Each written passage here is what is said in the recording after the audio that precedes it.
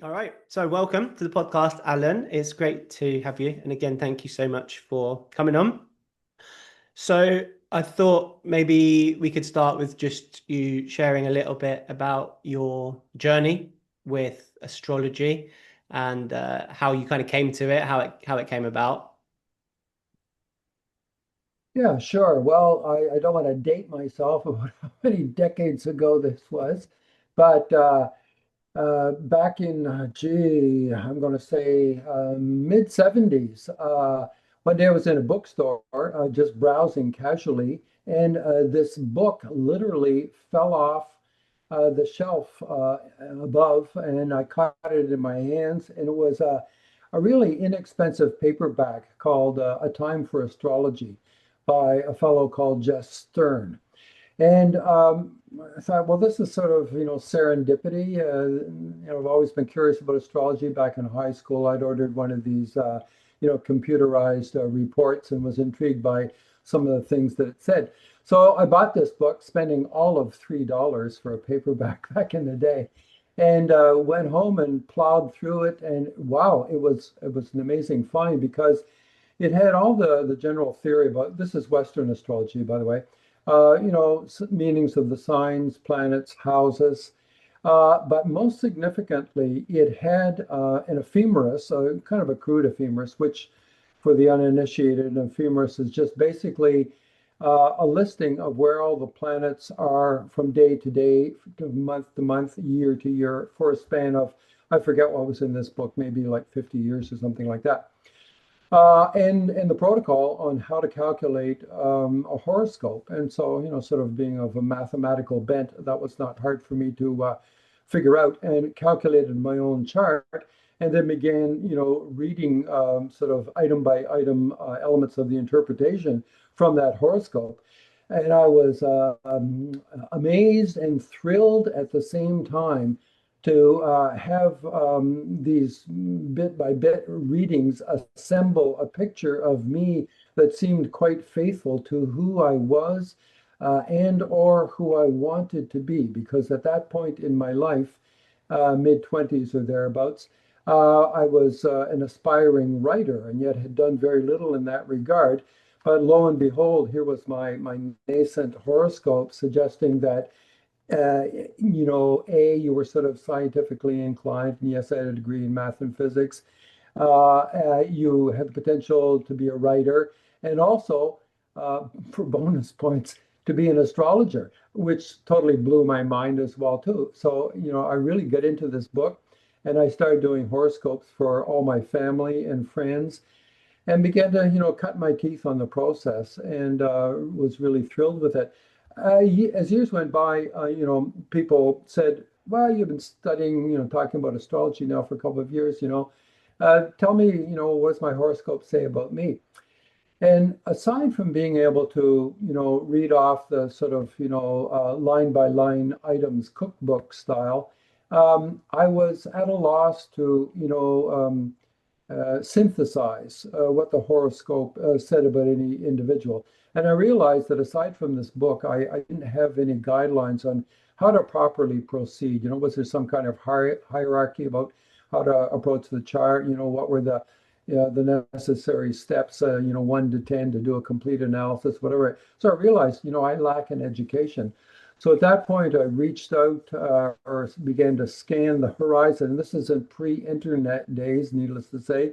It was not easy, but I would buy astrological magazines now and again, and started looking for courses that were available. And in the day, there was really just the American Federation of Astrologers, and then another American group called the National Council of Geocosmic Research, both of whom offered, certification diploma programs. But as well, there was the British Faculty of Astrological Studies, who offered quite a rigorous program of certificate and diploma levels. And, I don't know whether it's a factor of being Canadian and having these, unconscious ties to the Commonwealth and all the rest of that. But frankly, actually, the British faculty's program sounded very rigorous, more rigorous than the American one. So I opted to do that and began to study with them. And that was in correspondence. Back in the day, literally snail mail. It was a very slow and lonely way to proceed in your studies because you got all this material, books and assignments and charts and whatever to work on. But you worked on your own on paper. You put it in an envelope with the postage to send back to England, and then wait 3 weeks before you'd get your replies or remarks back from your tutor, and proceeded in that way.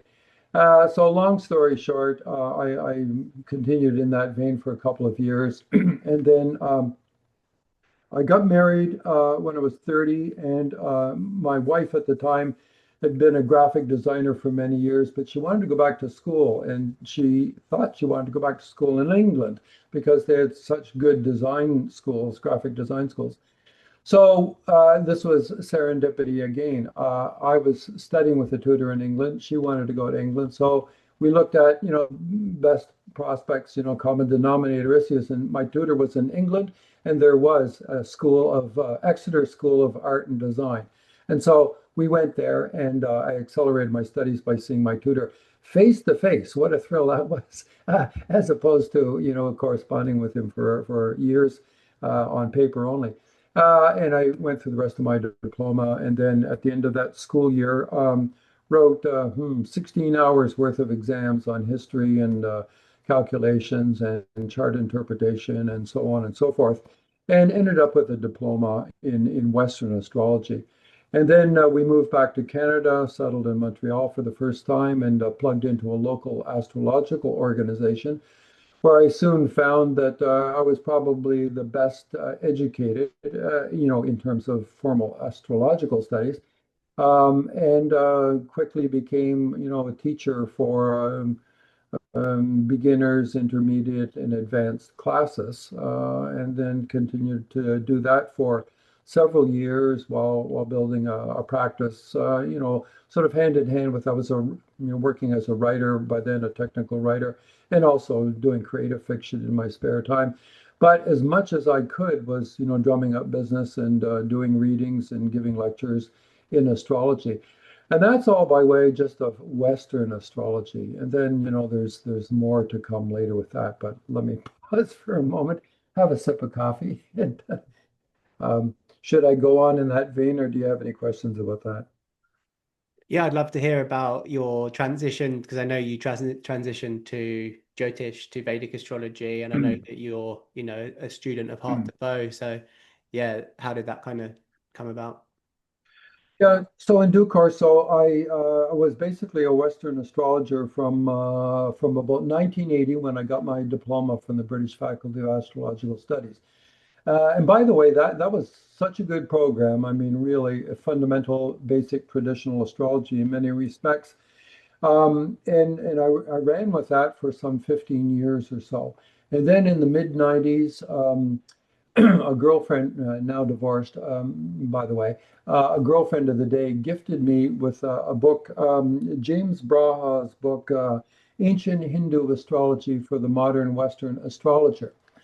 And although, I don't regard that book very highly today compared to many others that I've since read, but at the time it was really formative in that it gave me a glimpse into Vedic astrology and the similarities with Western astrology, like planets, signs, houses, etc. But then, the many differences, especially, the time system, the so-called dasha cycle in Vedic astrology that's unique to Vedic astrology. So I dug into that, but it wasn't long before I, okay, quickly, calculated my chart. And I had some hesitation right then and there because I have a lot of fire in my chart. And I always identified, with fire signs that a Leo ascendant, Sagittarius moon, and an Aries sun in the tropical system used by Western astrology.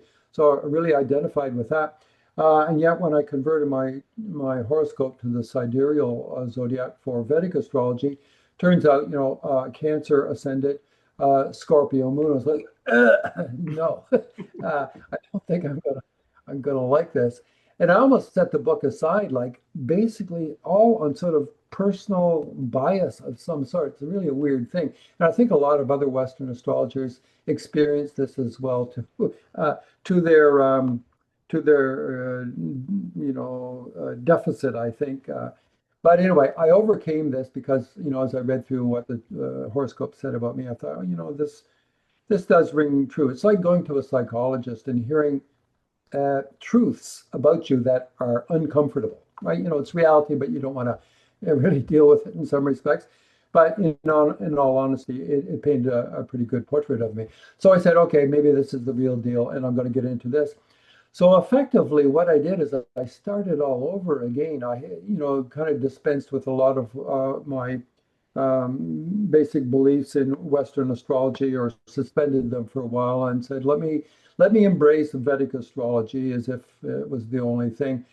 And I studied on my own again for a few years. And so history repeats itself. I'd originally studied on my own a number of years in Western astrology before I realized I needed formal studies. I did the same thing all over again with Vedic astrology.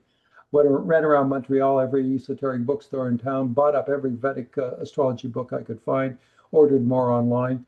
Then I went to a conference in San Diego, conference given by the American College of Vedic Astrology. And there, I mingled with all kinds of people. Ended up buying a suitcase full of books and significantly astrological software. It would do a proper job of Vedic astrology calculation. At that conference, a number of people said, "Oh, Alan, you're Canadian. You must know Hart de Fouw." I said, "No, never heard of him. Who's that?" "Oh, well, he's just like, the most brilliant teacher you're going to meet. Really excellent practitioner of Jyotish. Really, really good speaker. Teacher. You should try to find him." Well, I was living in Montreal at the time. I found out that he was in Toronto. I finally got an address for him, wrote him, and said, "I'd like to have a reading."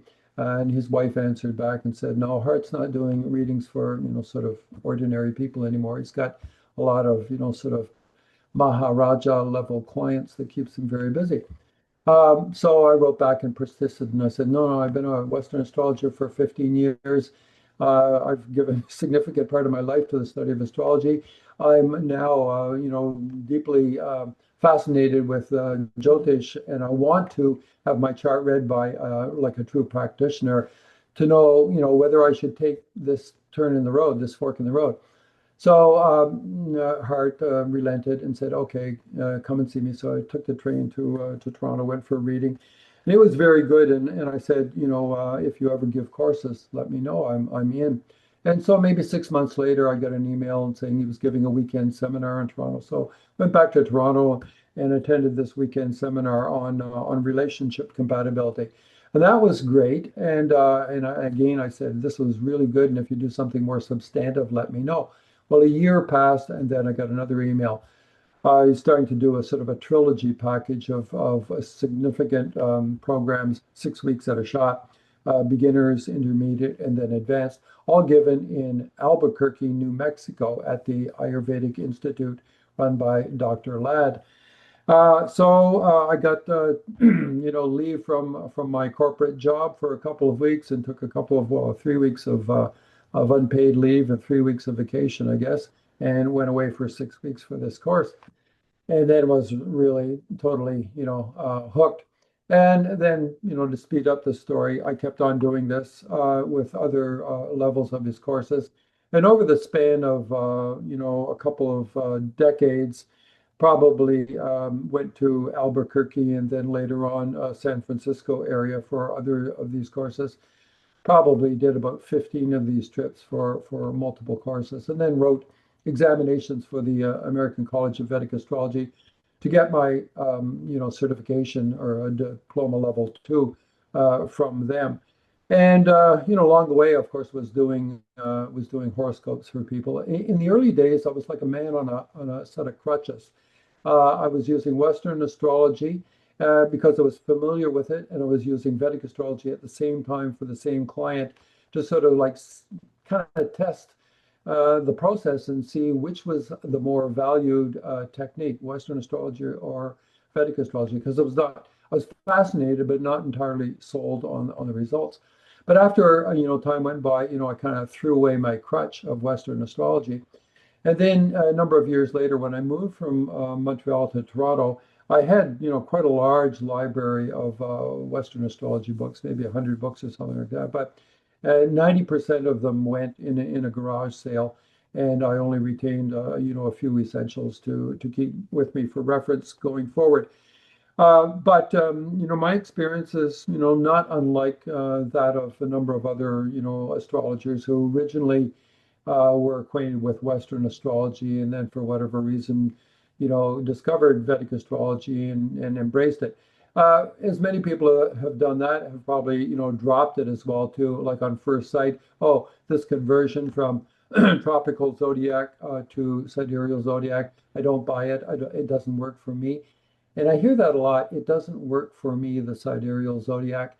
And my retort to that is, it's not about you. It's the system itself. You need to look at like 50 charts of people that you know or clients and ask yourself then, does it work for them? Because our own personal biases get caught up in this. Like me, I was so identified with fire in my horoscope. I didn't want to acknowledge the water. So, the study of Jyotish it's a humbling process. There was a time when, after my studies in Western astrology and my 15 some years of experience, where, I quite literally thought I knew it all. And yet with Jyotish, I do not believe I will ever say that. I know I will never say that because it is so deep. In terms of analogies, I always think of Western astrology as like a lake. Vedic astrology is like an ocean. In terms of breadth and depth, there's truly no comparison. Yeah. So you've kind of been on a journey from Western to Indian Vedic astrology. When I started, I just kind of immediately I had my first reading with Dennis Harness, and so I've always been in the Vedic system, and so I really don't know much about the Western system, but there are people out there who know more about the Western system. So what are the kind of how do they differ? In what ways do they differ? And obviously you've moved towards Vedic, so you obviously you must have chosen that for a reason. So what are the differences between them, and why did you move towards the Vedic system? Well, first, let's talk about the commonalities. They all involve planets. The planets in the sky are what animate the sky and make the sky interesting. Otherwise, we we just look, excuse me, at a pattern of constellations, the stars in the sky. That's kind of boring. It's looking at a stage setting.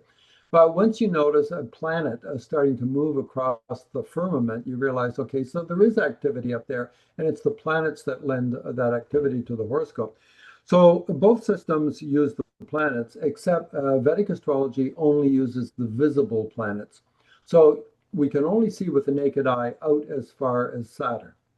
So that's what's used in Vedic astrology, and in fact, that's all that was available to so-called Western astrologers, whether they're Arabic astrologers or Greek astrologers or astrologers of the Renaissance, John Dee and others. Um, so we have that commonality with the planets are key.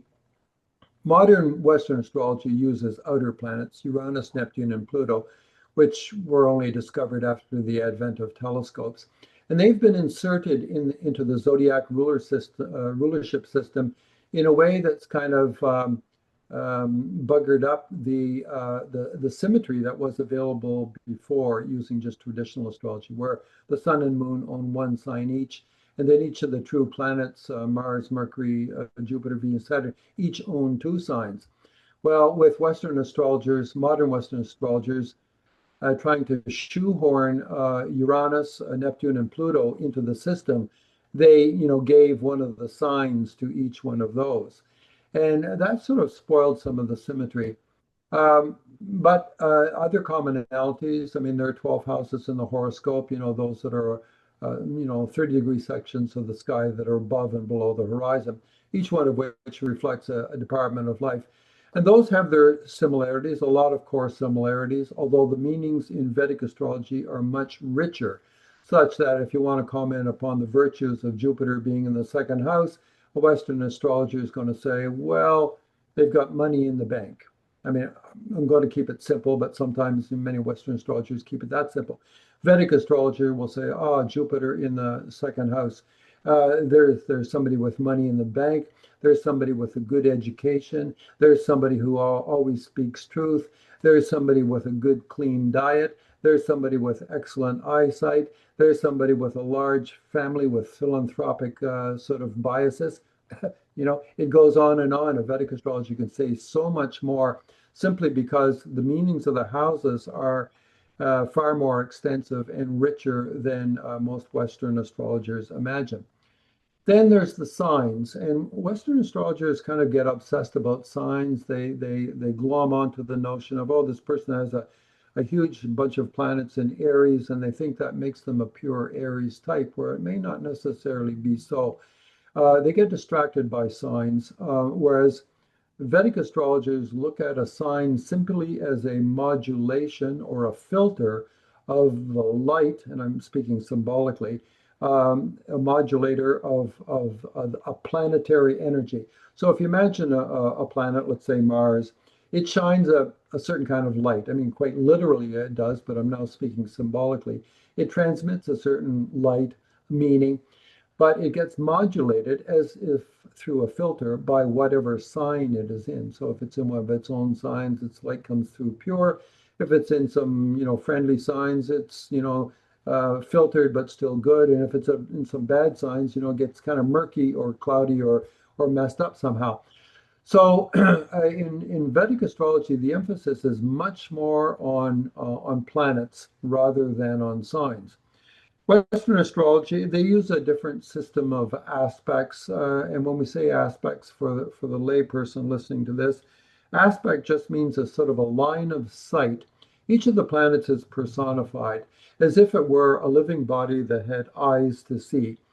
And the planets are allowed certain glances. Like in farming circles, horses can wear blinders, when they're in harness, to avoid their being distracted. Oh, you see this in harness racing, for instance. They wear blinders so they not be distracted by, the horse running beside them. Well, planets have certain kind of controlled vision channels, if you like, and they're different for Vedic astrology and Western astrology. Uh, in a way, it's simpler with Vedic astrology and it allows, a quicker analysis, I think, of factors in the chart than Western astrology. Western astrology has this, people get very much hung up on some of the patterns that exist. There are patterns called T-squares and grand trines and quincunxes and all the rest. Don't want to get technical about this, but a lot of Western astrologers get hung up on aspects when, that's just a vehicle for a planetary influence. Whereas Vedic astrology, sort of cuts to the chase quicker and less ambiguously. The big difference in Vedic and Western astrology is that Vedic astrology has this system of dashas. And basically, it's a system of defining major periods in the course of life. It's all driven by where your moon was at birth. And then that triggers the launch of a cycle. And then you'll have this series of major uh,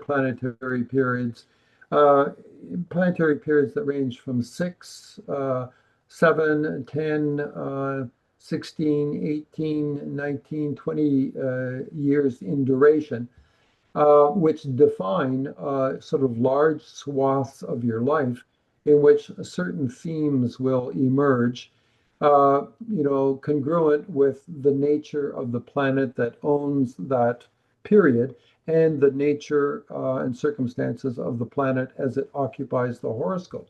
So it's really quite a fascinating system. But you might say, wow, a single planet is going to characterize, let's say Venus is going to characterize a 20-year swath of my life from the time I turned 20 up until I turned 40. Venus may describe that. Yes, in a generic way, and in a generic way that we can look at a stock market graph and see what stock analysts call a trend line, which is, a movement in general, like a rising trend or a falling trend, or, quite possibly a flat line over a lengthy period of time. And yet within that lengthy period, there are variations. And in the stock market graph, you can see Microsoft graph going up like this over a period of 20 years. But in within that, the price graph might describe a bit of a sawtooth wave. Well, in Vedic astrology, there's an analogy there to the long-term period, the dasha, which runs 6 to 20 years, can be broken up into 9 minor periods or sub-periods called bhuktis. Bhukti means a bite out of something. Um, that will allow you to lend a nuance to this 20-year period. You can say this 20-year period is thus and such. It begins here, ends here. Over this course of 20 years, you'll experience this, that, and the other thing. But specifically within this 2-year period, a third of the way into that large cycle, this is when you'll get married. And 2/3 of the way through that 20-year period, during this other minor cycle, that's when you're likely to have children. So all of these can be sort of key to the major period ruler and the minor period ruler. Ruler can be, sort of analyzed and see what they have in common and what they, signal in terms of a likely event in the future. And if and when you get really good at this, you can be, amaze yourself, needless to say, your clients as well, with predictions that Western astrologers would have no clue how you got there or how they would get there. Western astrologers, in their toolkit, they have two things. There's what we call transits, which is when a person is born, you're taking a snapshot of the solar system as if it was a clock with 9 hands on the dial. Uh, but so you get a snapshot, and that's the birth horoscope. But in reality, the clock keeps on moving. So the hands keep on moving in the clock, as the planets do, in the heavens. Western astrologers refer to those as transits. It's the ongoing movement of the planets, and they will observe those to see when they arrive at sort of, signature places in the horoscope that might trigger something like a death of a parent, a birth of a child, marriage, promotion, extended travels, going on a sabbatical, or et cetera, et cetera. And they have another technique, which is called progressions, which is for every day in the life, they will advance the horoscope by one day, and that will be symbolically equal to a year. And they use that to project long-term events. Vedic astrologers use this dasha bhukti system to map out these major and minor periods of life. And they also use the transit system as well, too, as a secondary factor to trigger and to, put the rubber to the road, as it were, for some of these sort of signature periods as defined by the major and minor periods of Vedic astrology. So they have, their similarities, but some distinct differences. The other big difference in Vedic astrology is that we have a main horoscope, and yet it can be subdivided and subdivided and subdivided into multiple harmonics. I think there's something like 20 harmonic horoscopes. If you think of a giant clock like Big Ben, and you can imagine this big cog that turns the hour hand. Well, interlinked with that big cog is a smaller cog that turns faster and turns the minute hand. And linked to that is a smaller cog, similarly, that would turn the second hand. I actually don't know if Big Ben has a second hand. I don't think so, but bear with me in terms of analogy. So wheels within wheels, the big one turns very slowly. That's the natal horoscope. And the other ones turn more rapidly with the advance of time. So all of these can be sort of presented with the flick of a switch, in your computer. In the old days, you would have had to calculate this, and it would have been very laborious.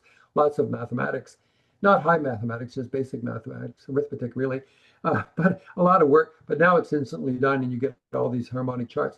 So each of these harmonic charts are effectively like taking drilling into underground ore body to take a core sample, or in a human analogy, a little biopsy of something. And so each of these mini horoscopes, let's call them harmonic charts, they can be representative of individual themes in life. There's one called the Navamsha, that's the ninth harmonic, which is only about relationships. There's one called the Dashamsha, the 10th harmonic. It's only about career. another one called Saptamsha, the seventh harmonic. It's only about children. So if your client is interested in this, that, or the other thing, and wants to know, typical, I've had so many young women sit down in front of me and say, please tell me when I'm going to get married and when I'm going to have children.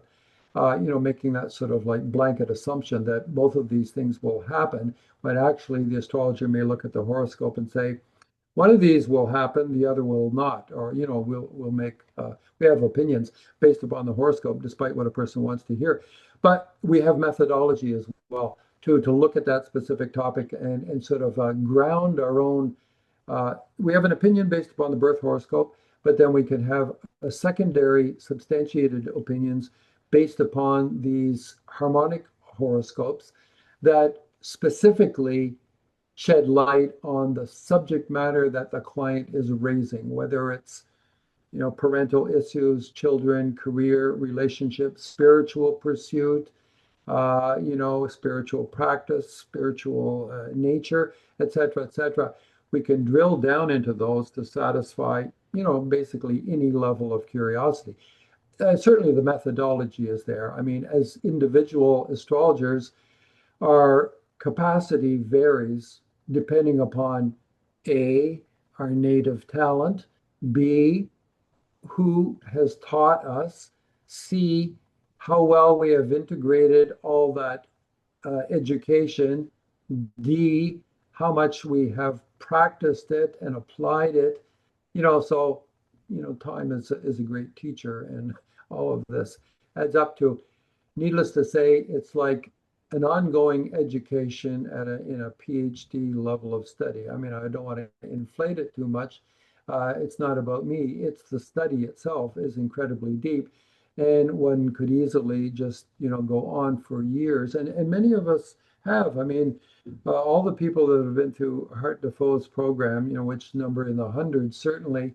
And now there's a kind of a hardcore 40 or 50 of us who continue to take courses with him online and going on to sort of more specialized and rarefied topics. And we're all in it for the long haul. I mean, I don't say it's a religion, although the practice of Jyotish is a sadhana as well too, because well, for many people, we're called to it in a way that goes beyond any thought of personal recompense or satisfaction. It's just the nature of the study itself is so profound, and just working on it kind of connects you in a way with something that's sort of cosmic in a way, in that it is magical, or can render sometimes seemingly magical insights, if you apply yourself. And, many people around the world have, gone into this very deeply. And,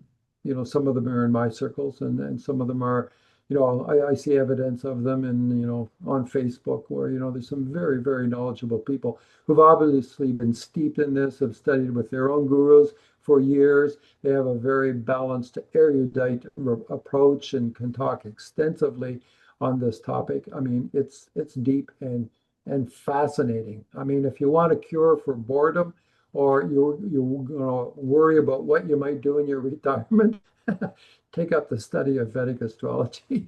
You'll never lack for something productive to do to amuse and enlighten yourself at the same time, and hopefully share with friends and clients and family. Yeah, I've definitely found it to be a sadhana in my life as well. It's the study of it, and then also I find the preparing of like preparing readings. Obviously, you need to know the practical aspects of it. You need to have done your homework, but then there's also the aspect of getting yourself into a calm place and to do the breath work, and so that you can tune into the other person, so you can be calm and be present. And I think that in itself kind of opens you up and helps you spiritually somehow.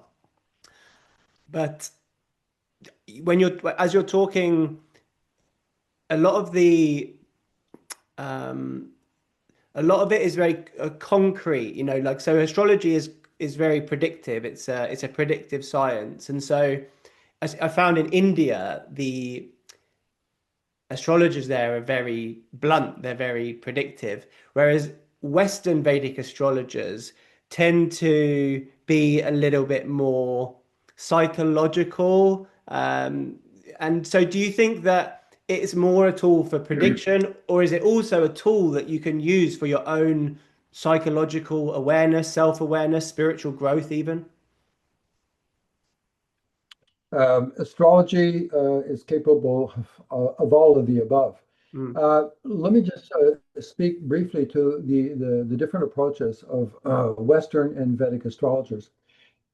Western astrology, along the way, somewhere between, I don't know how far back to go. Let's go back to a famous British astrologer, William Lilly, 17th century, predicted the London fire so successfully that the authorities showed up at his doorstep and said, Mr. Lilly, you predicted this with such accuracy, we suspect you of arson, of having started the Great London Fire. Uh, and I think he also predicted the Great Plague as well too. And it was a renowned horary astrologer, basically, dealing with question and answers. People would come to him and say, somebody stole the basket of fish off my wharf, my back was turned. Like, who did that? Or my wife has run off with some fella. Where is she at, mate? And very practical questions that he would deal with like routinely. He was a master horary astrologer dealing with question and answers. Back then, in that era, traditional Western astrology, there was no psychological approach. It was all very mundane stuff. My ship should have turned up in port, 2 weeks ago with a huge load of silk from China. Where is it? Has it sunk? Has it been taken by pirates? What the hell, man? I've got, 7,000 pounds at risk on this ship, back in the era. Very practical stuff. Back then, astrologers dealt a lot with that. And, astrologers to the kings, in the day were always about the practical matters, when to lay the cornerstone for the abbey, when to launch war against the Normans, and so on and so forth. Over time and into Western astrology, into Western, in the history of Western astrology, Western astrologers lost touch with some of that basic stuff, and it came along when Uranus, Neptune, and Pluto got inserted into the system, and basically, contaminated the purity of the system that existed before. And around about that point, many astrologers started losing their grip on the basics that allowed them to make successful predictions. And then into modern times, a lot of astrologers, influenced philosophically, let's say, with what is the role of the astrologer, began to say, you know what, we shouldn't be sort of dictating people's fates. Well, never mind that they'd lost the ability to predict the future anyway, but then they began to excuse themselves by saying, well, we shouldn't be doing this anyway. Man has free will. We should actually, begin to examine the chart more from a psychological approach and provide person self-awareness and then leave them to their free will to do and get done what they think they ought to do. So some of the chief people to blame for this are Dane Rudhyar, who's, held in high esteem in Western astrology circles. And he wrote a lot of books and introduced, the first serious, psychological approach to horoscope analysis. But at that point, it was a fork in the road for Western astrologers, and they began to lose touch with their origins, such that many Western astrologers today still adopt very much a sort of psychological approach and a kind of a Tony Robbins, inspirational speaker kind of approach. Like this, that, and the other thing is possible. And if you want this, you just have to work it as hard as you possibly can and put all of your energies into it, and then it will be yours. It's a free will determinism kind of thing. But putting the blame on the client. If you want to be a millionaire, you just have to work really hard and do this, that, and the other thing. And if you don't make it, it's your fault that you didn't work hard enough. And it kind of puts the onus back on the the client. And likewise for marriage or having children and everything. If you want it just badly enough and you work at it and do all the right things, you'll get it. That's the approach of many psychological astrologers from the Western school. Vedic astrologers, you talk about bluntness, and I've had to do this a number of times, and I've had clients go away angry or in tears or both because I could not, in honesty, say what they wanted to hear. Like I alluded to, this instance, many a young woman would sit in front of me and clasp her hands and say, "Please tell me when I'm going to get married and have children." And the horoscope might say, you might never get married and you will never have children. Well, that's a tough thing to say to somebody whose heart is actually on the line. And yet, don't want to inflate our roles, but when you go to a doctor and say, "Doc, I got a terrible cough and an occasional pain in my chest," and the doc says, "Go for an X-ray," and now you're sitting down with him when he's got the X-ray in hand and you're still coughing. Do you want your doctor to say, "Well, don't worry about it, just take a vacation, go to the seashore, get some fresh air, some ozonation, and you'll be fine"? No, you want your doctor to tell you the truth. You got a spot on the lung. This could be stage 1 cancer. We're going to have to do something about this. You want the truth, right? And so, as astrologers, if we get in the habit of telling lies to our clients to make them happy, well, there goes your practice, there goes your integrity, there goes the education and all the effort that you've put into discerning truth from the horoscope, but now you're not going to tell it. I mean, that is a problem. So we have to sort of step up to the plate and find ways to say this. And I found those ways and say, well, I don't think you will get married. You may have a cohabitation relationship. I believe you will never have children. Am I 100% certain? Am I the world's greatest astrologer to know that? I will say no. But if we want to make this real, I will bet. I will bet a certain amount of money that you will not have children. Will I bet $10,000? No, I can't afford to lose that. I'm not that confident. Will I bet $1,000? Well, no, I don't want to. But I'll bet $100 that you will not have children. I sort of contextualize it in terms of my certainty and also leave the client with a certain wiggle room. Well, maybe he's wrong. He just said he's not the world's greatest astrologer, but he does seem very firm that I will never have children. And so I've had clients go away and then, years later, come right back as sort of a nice email and say, "I was angry at you that day so many years ago. And, that guy did turn up later on, like you said he would, 3, 4 years later. I thought it was a long while to wait when I was single and wanting. And then it looks like I will never have children. And I'm okay with that now." So there's any number of instances like that.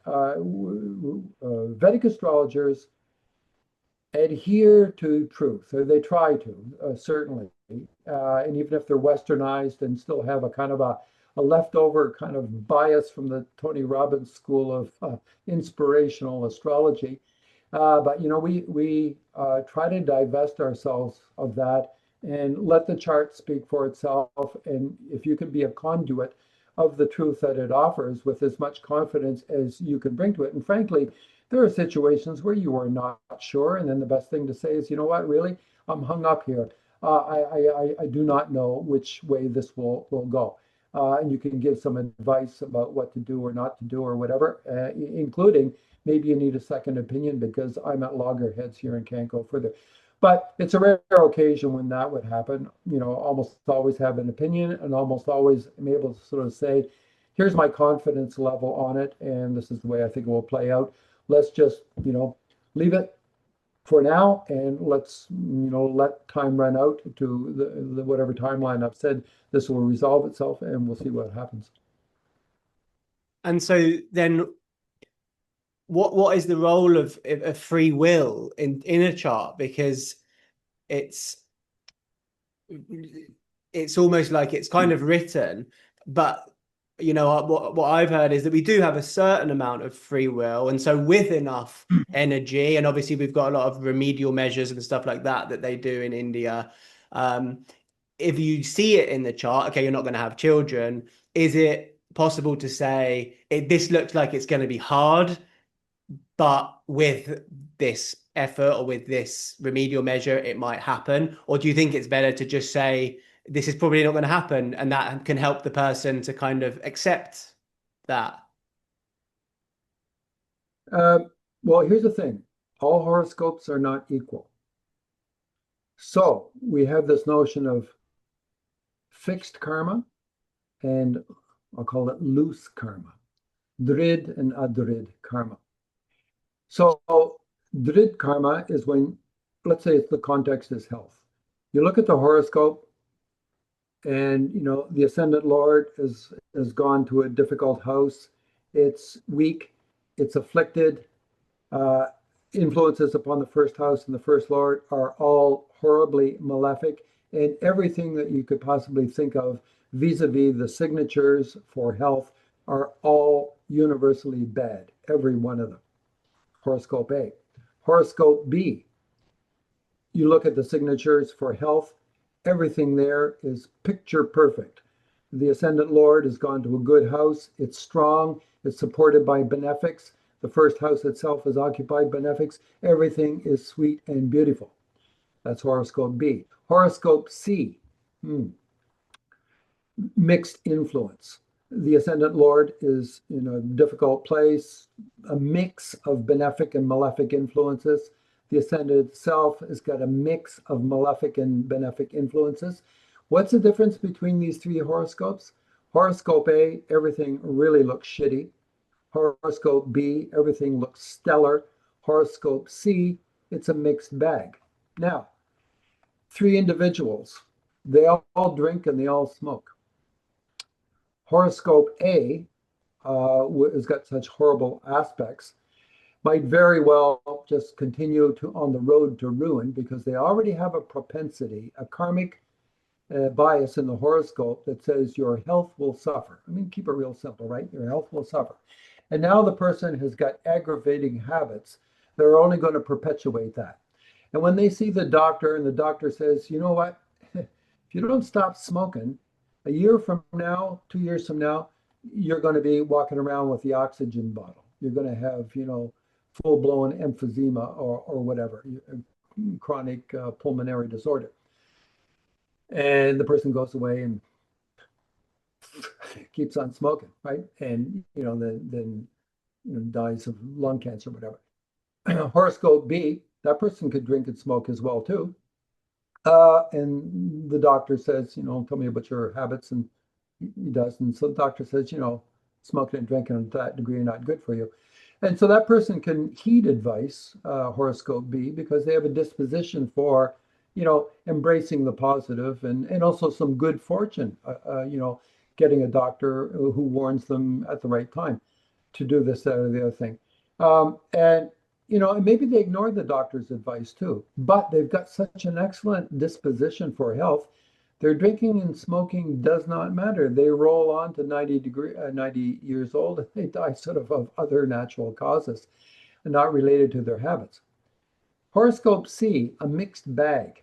Okay, let's say those are twins, a pair of twins that have this similar horoscope, well, almost identical, mixed bag, are getting bad habits, smoking, drinking, and they both go to the doctor, and the doctor says to them, this is not good for you.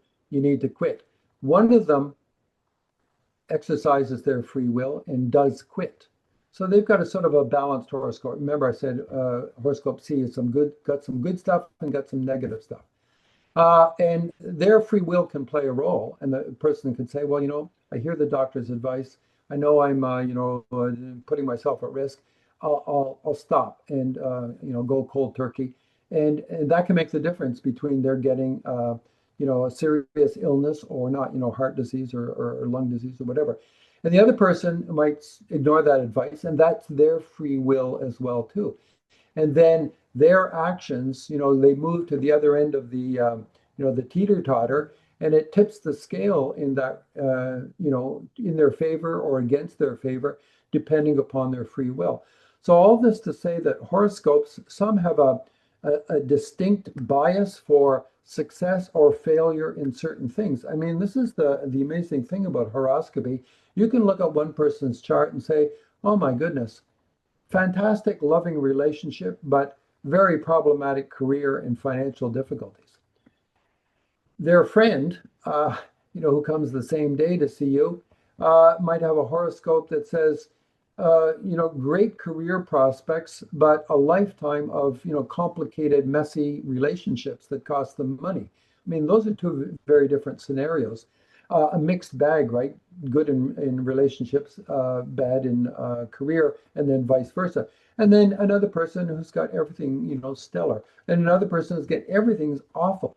So horoscopes are, so unique, and you can have good things and bad things going on in your life at the same time, and that's all reflective of your horoscope in that it contains a mixed bag of karma. The whole theory around karma, we live multiple lives. I mean, the Buddhists say we have 60,000 incarnations. So I always laugh a little bit when some new age Twinkie says, am I on my last incarnation? Am I going to elevate to heaven after this? Relate this anecdote about how the Buddhists think there are 60,000 incarnations, and where do you think you are in yours now? Anyway, so the theory of incarnation and karma is that, with every life that we live, there's a kind of a record of everything good, bad, and indifferent that we've done. And if you were to think of those as sort of like morsels of food that were harvested through a lifetime of farming and cultivation and whatever, and all tossed into a big giant cauldron. And then over multiple lifetimes, you have this huge stew pot full of stuff, good, bad, and indifferent foodstuffs. And when you were born into this life, the creator takes a big ladle, scoops into that big cauldron, and gets something out of it that has been contributed by one of the hundreds or thousands of your lives that you've lived, and takes that ladle and drops that into the bowl that you are now going to live with to sustain you in this life. And that's sort of like symbolic of your horoscope. And contained within that bowl, you might be very lucky that this is all good stuff. Okay, for the vegetarian types, tofu, seitan, and fruit and vegetables, and spring water, all good stuff. And maybe another person, there's some bones, there's some rotten meat, there's some rotten fruit, there's some disgusting thing you can't even identify, and a mixed stuff that's in that other bowl, which is symbolic of the horoscope. So, each when we are born, our horoscope is a symbol of the life we are to live. That's called prarabdha karma. The karma that is now ripened, the fruit has dropped from the tree, you are going to live it. That's this life. And that horoscope is reflective of the karma in this life. Horoscopy has got like three different versions in Vedic astrology and in Western astrology too. There's the birth chart, there's practice of what's called jataka, which is the analysis of birth horoscopes.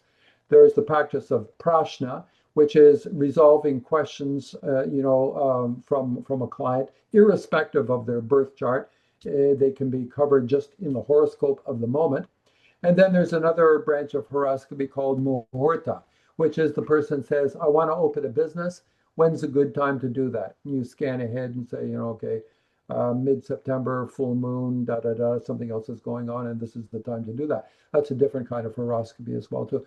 So we have many tools, but they're all reflective of the karma that we are living, some of which is a consequence of our individual free will, but then a surprising amount almost seems dictated. And we don't like the idea that our life is fated and that it's already kind of pre-planned to some degree. And of course, it's nonsense that it's totally pre-planned. We have, arguably, we exercise free will from the moment we get out of bed.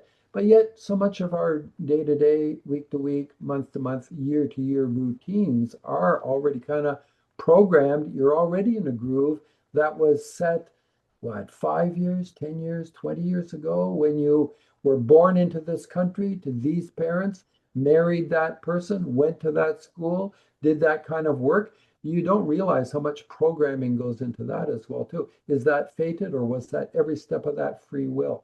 When you meet your significant other, at a party, was that free will or was that serendipity? There's a whole lot of that in our lives. So it's a mix between the free will and fate, or what we want to call karma. karma embraces all of it. I mean, because you have a karma for, slavish behavior, and you also have a karma for exercise of free will too. And some people are really adamant about exercising, all of their free will in every possible capacity and rebel against everything that tries to restrain or constrain them. We're complex beings, and horoscopy is beautiful in that it can look at us from any given degree and discuss that in some detail. Yeah, so interesting. And if someone is listening to this, and they're, how can astrology help them? Obviously, there's part of that, we're talking about parts of the chart which may be difficult, which aren't ready. The karma just is a bit tricky for one reason or another. And then there are other aspects of the chart which are more fruitful, you could say. And it looks like there's good karma in that area. So how can someone listening kind of use this information, or when they get an astrology reading, how does it help them move forward on their journey? Well, as a client approaching an astrologer, you have a bit more discretion to direct the conversation than you do when you go to see your doctor. When you go to see your doctor, you're in the box of medical assessment and, um, um, directed behaviors, or remedies or whatever. When you approach an astrologer, you've got the discretion to say, well, and I've had clients sit in front of me like, don't tell me anything bad. I only want to hear the good stuff. Oh, okay, fair. It's your fee. Uh, and it's not right for an astrologer to impose information upon anybody, right? You shouldn't be going around offering stuff to people, your opinion. You wait, and if asked, then you offer an honest opinion. So if they're not asking about their relationship with their mother, then you don't need to go there. Or if they're not asking about their health, even though you might fear for their health, you don't need to go there because they've said, I'm here to talk about my career, my finances, my investments. There's the box I'm defining. I want to stay within that. Or I want to talk about my spiritual life. What should my practice be? Should I take a sabbatical, go to India for this period of time? This guru or that guru, what can I do to enhance my practice? I mean, they define the box of discussion, and then you can address it within that, and that's fair because you're trying to satisfy a client's needs, and it's very legitimate for them to say, here's the limits of the conversation, what I'm paying for. I want to spend my hour on this because this is what interests me. So there's that, and the notion of, all astrologers operate by a kind of a, code of ethics, which could be simply, summed up as do no harm. Inform, but do no harm. I'm always wary of telling people something that will frighten them. I've had too many acquaintances in the past who've talked about their experience going to tarot card readers or psychics or other astrologers who made some really dire prediction about them that quite literally made them frightened for 17 years or whatever until they turned 39, which is when this person said they would have a fatal car accident and die or something like that. Horrible thing hanging over you. So I'm very cognizant of stuff like that. And there's all kinds of other, less obvious stuff that you might think, but you do not say unless you're asked about it, whether that be, health circumstances, or you might look at a horoscope and say, think that this person's spouse is cheating on them. But if they don't ask you about that, is it your business to stick it in their face? No, you have to respect the privacy and the integrity of the individual and their desire to know certain things, and seemingly not to care about other things. Maybe their spouse is having an affair. Maybe they don't care. Maybe they got an open marriage. It's not my business. So we try to be open to discussing anything. And for every client that I've had that says, please don't tell me anything bad, I've had other clients who will say, you can tell me anything, good, bad, indifferent, I just want to know. And I often ask clients beforehand, like, what's on your mind? Topical concerns, issues, specific questions. Tell me now, tell me in advance of the consultation, because some of this stuff, yes, we as astrologers can react to like in the moment and offer an opinion, and other things are like really and truly complicated. And we need time to think about it and maybe do some analysis, maybe some calculations, who knows what. So we try to get a preview of that and get a sense of what the client wants to address and be prepared in that regard to satisfy their needs, because this is a client-driven business, not an astrologer-driven business. Mhm. And even business is not a fair. We professionals do it for pay. Lots of astrologers, and myself included, often get into a pro bono situation because we are sympathetic to somebody's circumstances, or we know they can't afford it, or they're friends, or every kind of scenario, long-standing clients, and this, that, and the other thing. For someone in need, you can't really refuse anybody. Mm. Yeah, it's a difficult balance being able to assert the truth that you see in the chart versus not wanting to upset someone or to be a bit tactful. A friend of mine was told by an Indian astrologer that he said that this life is this incarnation is basically like a wasted one. It's no good, and you might as well just wait till the next one, which is a difficult thing for her to hear. And obviously, I think she took it with a grain of salt and consulted some other people. But that's an extreme example of how someone can be quite tactless. But yeah, as I said, it's just getting that balance right between saying what you see and also having that tactfulness as well.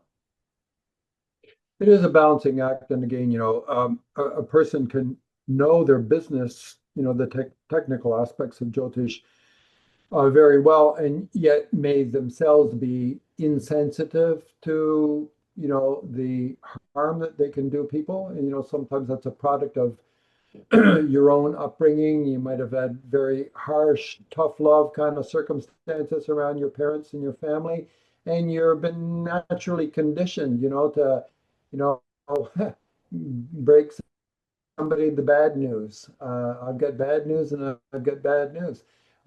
Versus others, whose role models might have offered, other ways of presenting that information, or learn, when to zip it and not say something that you were not asked about. Especially a global remark like, this whole life is pretty much useless. That's pretty cruel. Uh, it really would challenge the person that's listening to that. But everything depends too on whose ears are hearing that. And many people, like your friend, might be defiant and say, "Well, I will not accept that this life is useless." Otherwise, if that were true, wouldn't I have died at childbirth?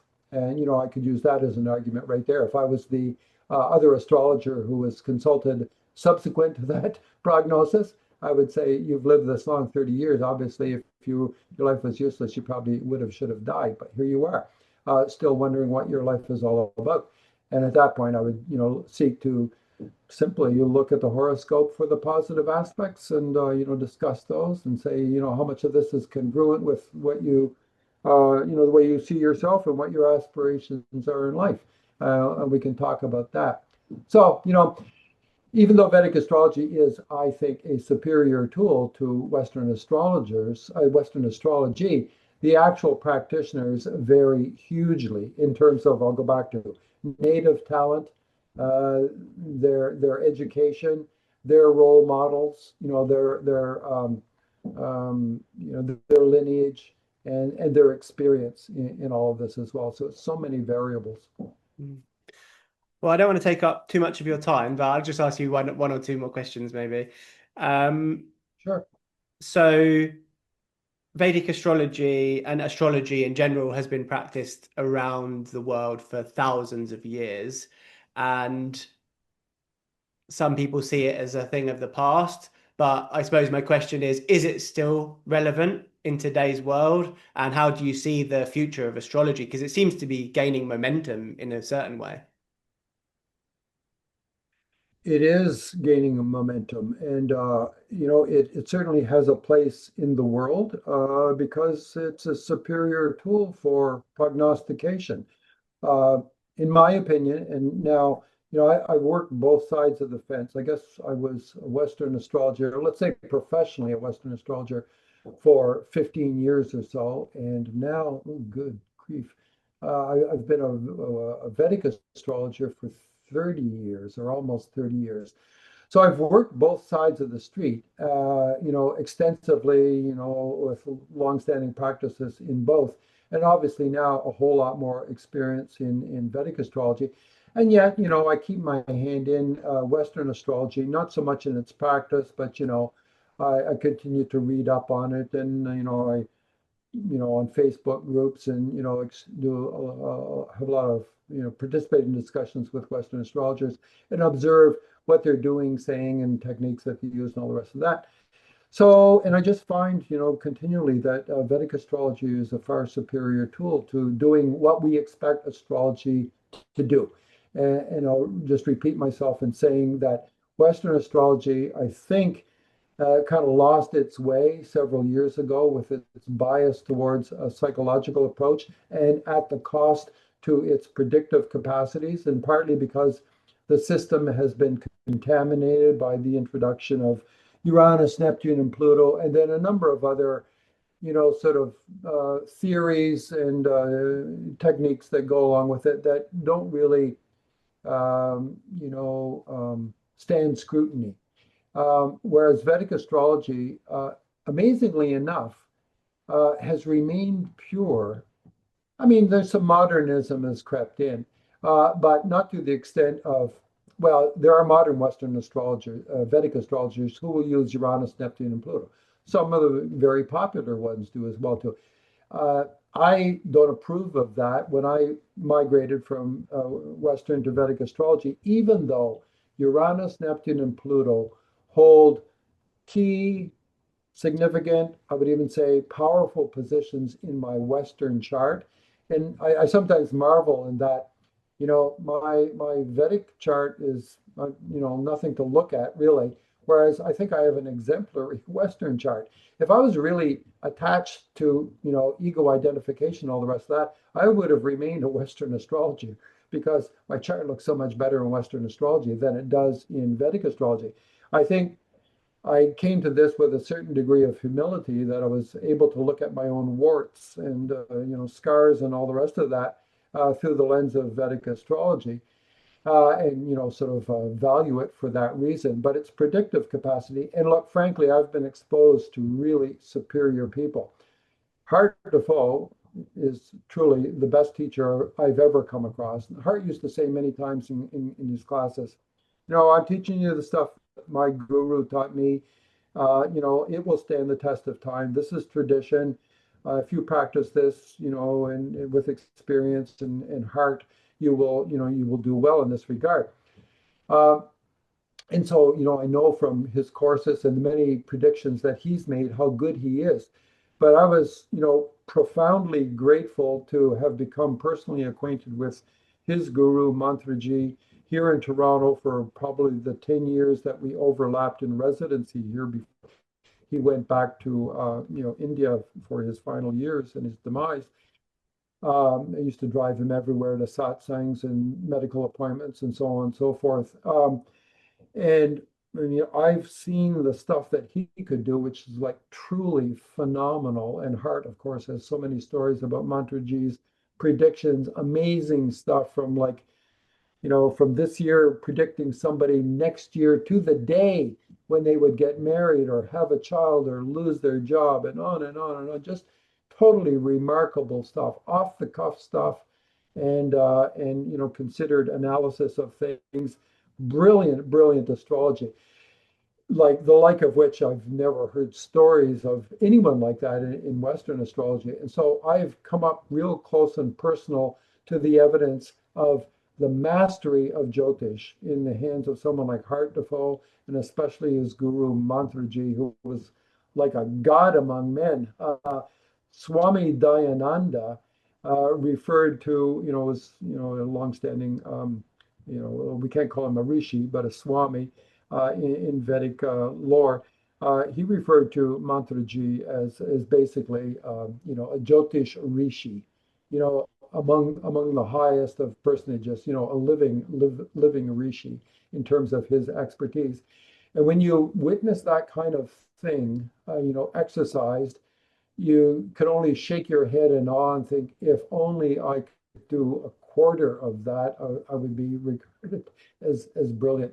So, part of this is the inspiration of those who have gone before us, and in my case, who've been my teachers as well too. And that is a stroke of huge fortune. Could have been very different, and I'm blessed in that regard, just to have been in their presence. For that reason, Jyotish will always be a core study and spiritual practice, ultimately a sadhana in my life, thanks to those two men. And when I give lectures, certainly in public, for conferences or whatever, I always have a slide in my PowerPoint presentation. Here is my immediate teacher, Hart de Fouw. Here is his guru, Mantraji, who was so inspiring, and actually directed me to stop writing novels and to switch to writing books on Jyotish, for which I thank him. Otherwise, I would not have had the confidence to do it. And there was an exercise in both prediction and free will. He said, do this, write articles first, and then you will write books, even when I did not believe that I would write books, because I didn't think I knew anything beyond what was already written, or that there was nothing new to be written. And he said, no, no, start writing articles and then books will come. And there's where I exercised my free will. I took faith from his prediction, even though I had some doubts, and followed that path. And lo and behold, it came true. So wonders never cease. Hmm. All right. Yeah. Thank you so much for coming on and sharing your wisdom. It's been really a pleasure, and I've learned a lot actually. It's been really great. Um, so how can people connect with you? How can they find out more about you and your work? I've put a couple of your books up here, Stellar Astrology, and I put a couple of Hart's books up there. But yeah, so some people will be watching on YouTube, others will be on just on audio. But for you on YouTube, you can see those books. And yeah, how can people connect? Yeah, well, as long as people can spell my name correctly, Alan, Alan, and then Anand. A lot of people think that's, an adopted name, like, Mm, Swami joy. Vishnu Ananda, Guru Nanda, Devananda. But there are two N's toward the end, in the name. So it's Annand. And it's actually a Scottish name. My ancestors come from a place called Annandale, right on the border of England and Scotland. So that's my heritage. So as long as people can spell the name correctly and attach Vedic astrologer to it, they will find me, on YouTube or on the web. And it's a little tricky to spell the name of my website. I'll do it, but it's www.navamsha.com. And the way that is spelled is Navamsa. And maybe in your when you post your video, you can include the website there, and then they can end up directly on my website where I, provide information on my services as a consulting astrologer. Yeah, absolutely. Yeah, and thank you, Nick, for the opportunity to do this. I end up, talking far more about myself than I care to, but all in the context of loving astrology, and Vedic astrology especially has become, the great passion of my life. I hope it shows, and I Yeah, hope it absolutely. inspires other people too. To if you want to study astrology, embrace Vedic astrology. There are many teachers. You can start with all kinds of good books. There's lots of stuff on YouTube these days. Some of it is questionable, but buyer beware, as it were. Caveat emptor. Shop around, and you'll hopefully sort out from the good, the bad, and the ugly. Yeah. All right, Alan. Thank you so much.